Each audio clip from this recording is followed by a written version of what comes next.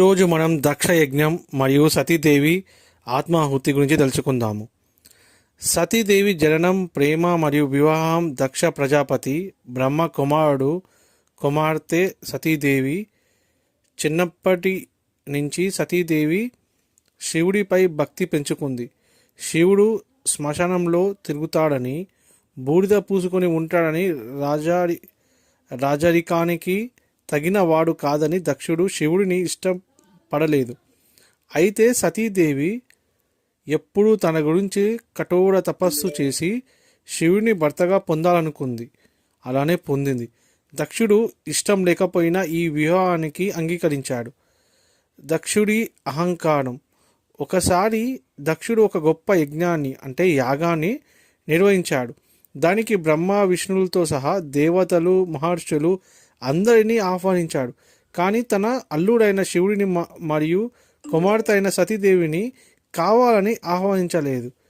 యజ్ఞ సభలో దక్షుడు రాగానే అందరూ లేచి గౌరవించారు.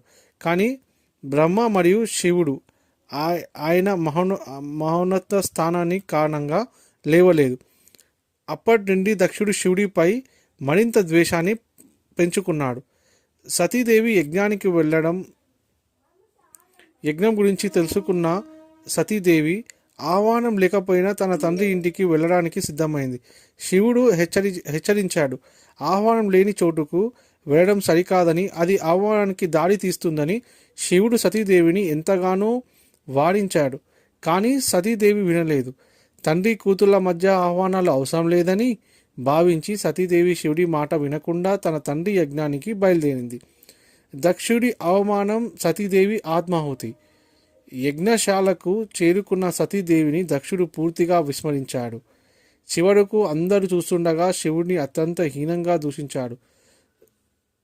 అయితే సతీదేవి తన భర్తను దూషించడం వినలేక, సతీదేవి భర్త అయిన శివుడిని అంతగా అవమానించడం చూసి తట్టుకోలేకపోయింది.